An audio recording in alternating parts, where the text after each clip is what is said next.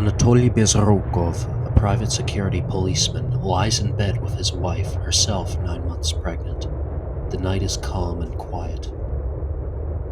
The nearby window explodes, and they are overcome with a deafening explosion.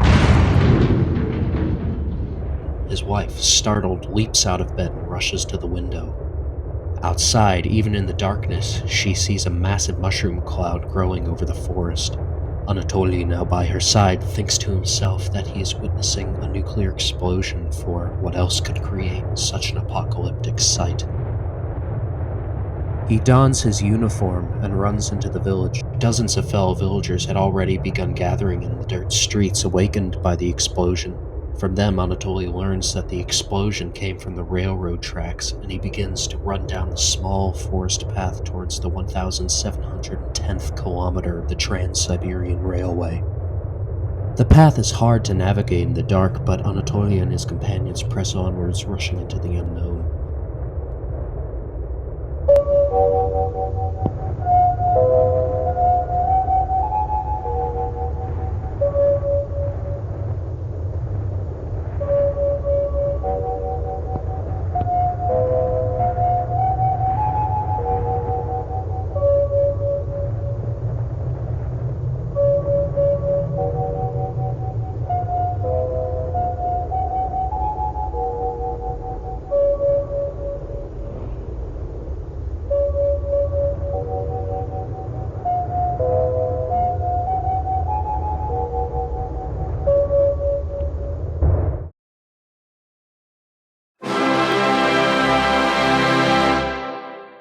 Of all the countries in the world in 1989, no country succeeded in the volume of rail travel quite like that of the Soviet Union. Soviet railways transported 80% of all cargo within the country, and the amount of freight traffic throughout exceeded every other country in the world. At the backbone of the massive industry was the famous Trans-Siberian Railway. Completed in 1916, the Trans-Siberian served as the connection between Baltic and Pacific, east and west, as it stretched its way through the colossal landscapes of Siberia. For many years, it was the only land connection between eastern and western Russia, and allowed for massive economical gain through the exploitation of natural resources in both the late Russian Empire, the Soviet Union, and the modern Russian Federation, where it still serves as one of the single most important pieces of infrastructure in the country. Freight trains were not alone on the railway, as passenger service was necessary to ensure a connection between the Siberian cities such as Novosibirsk, Vladivostok, and Chelyabinsk. Both passenger and freight traffic increased as the railway was electrified in the Soviet era, posthumously under the order of former Soviet leader Vladimir Lenin. By 1989, the Trans-Siberian had become a part of the lives of many, living in the hundreds of cities and villages along the railway. Underneath the ground in Siberia lay another line, a network of pipelines transporting the large amounts of natural gas obtained from the vast resources of the East. In 1989, the Ministry of Oil Industries in the Soviet Union was entrusted with the construction of the Western Siberia-Ural-Volga region oil pipeline. Construction proceeded smoothly in the following years until 1984. The pipeline had almost completed construction. However, the leaders of the Ministry of Oil and Gas decided to change the pipeline from carrying oil to carrying NGLs. This change went directly against the safety rules, as the pipeline constructed was at a width meant only for oil. However, this minor breach of rules was ignored, and the construction of the pipeline continued. Towards the end of its construction, a mistake was discovered in the plans for the pipeline. The planned route for the pipeline was far too close to the villages of Krasny Voshod and Stary Kazayak. To solve the problem, the workers installed a bypass route in the pipe around the village. During the construction of the bypass, a tractor scraped the pipeline and caused damage that went unnoticed by the workers.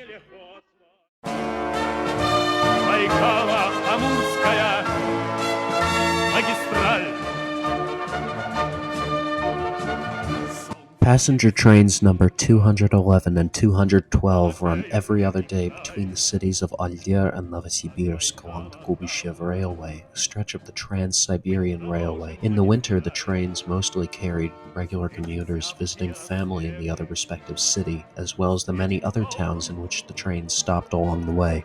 However, in the summer, the trains typically were packed with families and children heading to and from the numerous resorts located in the city of Alger, located on the Black Sea. These resorts were a rare place of leisure for the people of more eastern towns and cities in the area surrounding Novosibirsk. In preparation for the higher amounts of traffic, additional passenger cars were added to Train 211 on May 25, 1989. Pulling the populated trains were the large, green Soviet VL-80 locomotives, electric locomotives common across the Soviet rail network.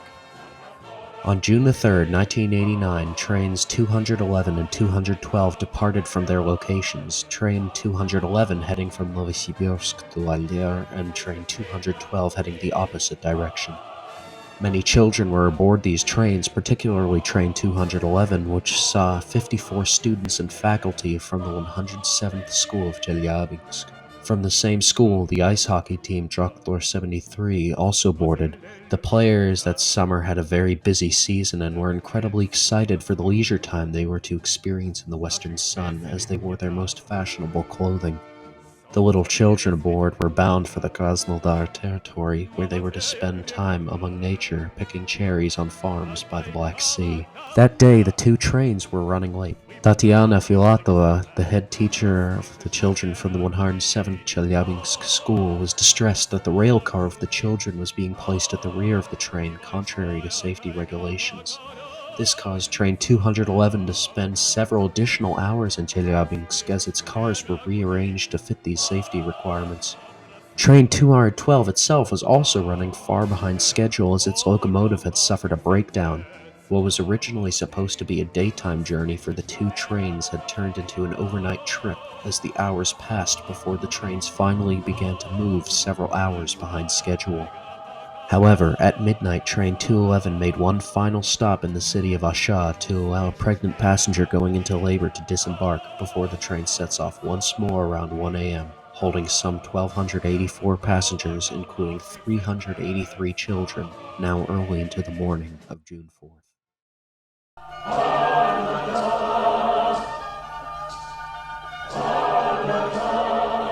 Engineers begin to notice that the pressure in the western Siberia-Urals-Volga region oil pipeline is decreasing steadily, potentially due to the late hours of the night, as well as the potential that the pipeline operators were under the influence of illicit substances. The operators decide not to investigate the source of the failing pressure. Instead, they simply increase the supply of gas to forcibly restore pressure, which to them succeeds, and they believe that they have solved the problem.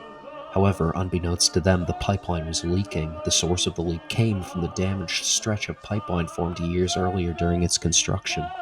With the increase in pressure, the amount of gas escaping increases exponentially. It forms a large cloud that drifts down the hill where the pipe is situated towards the lowlands several hundred meters away, where it groups together in a sort of gas lake.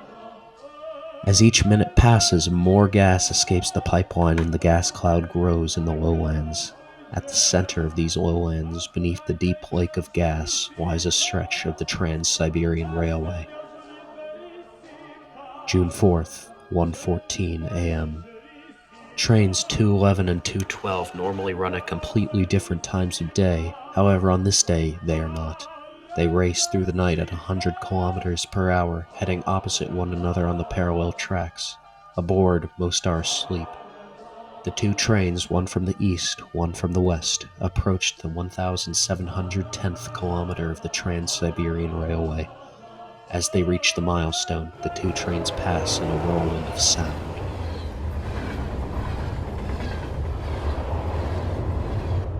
It is not known exactly what caused it, whether it came from the braking of the locomotives or whether it came from the pantographs supplying them power. Whichever it may have been, one thing is for certain. There was a spark, and the dark sky became as day. От Центрального комитета КПСС Верховного Совета СССР, Совета Министров СССР. 3 июня в 23 часа 14 минут по московскому времени на продуктопроводе сжиженного газа в непосредственной близости от участка железной дороги Челябинск-Уфа в результате аварии возникла сильная утечка газа. При прохождении двух встречных пассажирских поездов назначением Новосибирск-Адлер и Адлер-Новосибирск произошли взрыв большой силы и возгорание. И многочисленные жертвы.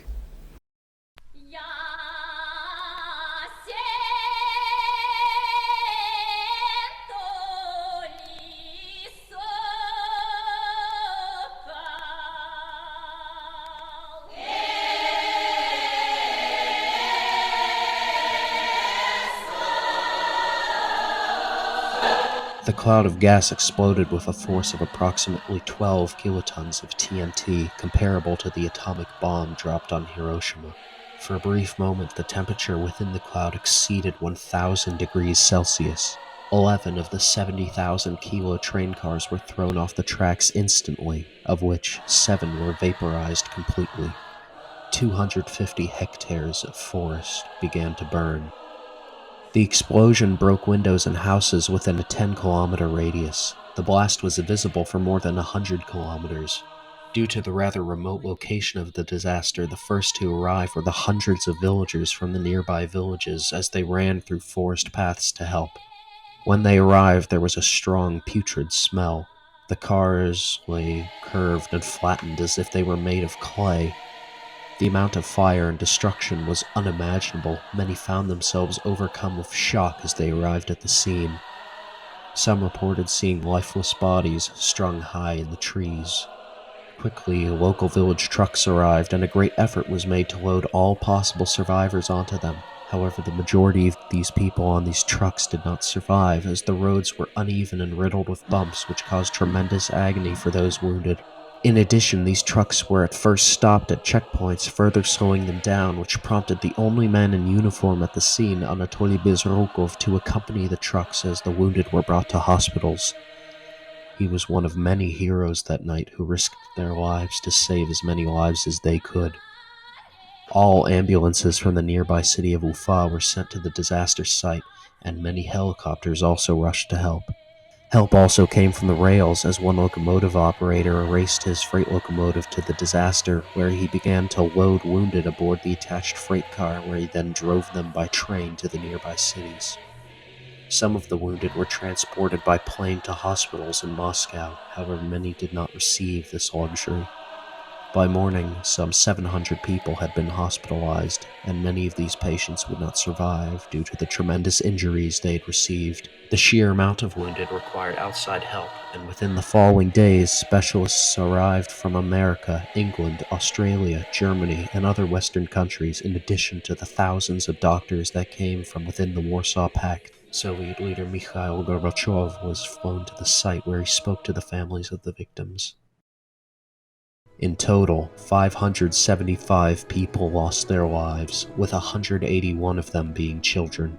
However, the actual number of fatalities may be much higher, as that number is based on tickets, and a large number of people aboard the trains did not have tickets on them. 623 were wounded, many of them becoming disabled. Less than 100 of the over 1,200 passengers escaped with no serious injuries. Families lost their mothers, their fathers, their children. After a trial that lasted for several years, the result in 1995 gave 2 pipeline officials prison sentences for their involvement in directly going against safety regulations during the planning and installation of the pipe. Both received 2-year sentences. No one else was charged. The Ufa Train Disaster is to this day the single worst train disaster in Russian history, and is the 3rd worst train disaster in world history. However, it is often forgotten by the West because, by chance, it occurred on the very same day as another, much more well-known atrocity. For the families affected, it is not forgotten.